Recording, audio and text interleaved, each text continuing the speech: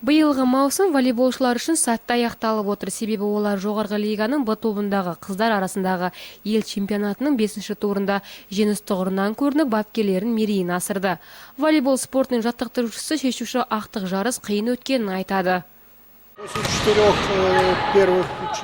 Бұл турдың алғашқы ойындарында команда алдыңғы шептен көрінді. Көптеген тартысты да қиын ойындарды өткіздік. Әсіресе астаналық волейболшы қыздардың мысы басым болды. Алайда бұл 5-ші турдың қорытындысында көп айырмашылық жоқ. 2 ұпаймен ғана алға шықтық. Жалпы командалық есепте 80-нен аса ұпай жинадық. Теміртаулық волейболшылар үшін Астана құрамасынан бөлек Талдықорғандық волейболшылардың мысы басым болған көрінеді. Сондай-ақ додада Алматы қаласының волейбол академиясы атты құрама нағыз бәсекелес командалардың бірі болған. Бұл турда павлодарлық жас командадан жеңіс тауып қалдық. Алайда соңғы турларда оны түзетіп, волейболшылар ептілік танытты. Ал астаналық команда ол еліміз бойынша үздік құрамдардың қатарында.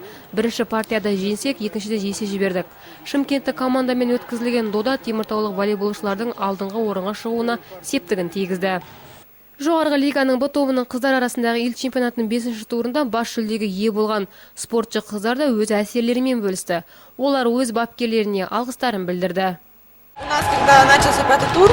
Соңғы шешуші турда жеңіске жетуі қиын болды. Қарсылас командалардың барлығы үлкен дайындықпен келген. Алайда волейболшылар ептілік танытып жеңіске жеттік.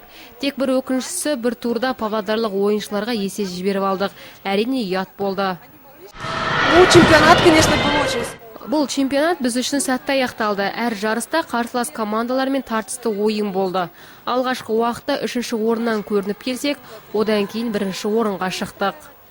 Жарыста еліміздің бірнеше аймағынан 8 команда бақтарын сынаған. Соның бас жүлдесін теміртаулық волейболшылар алса, 2-ші орын елордалық құрамға бұйырды.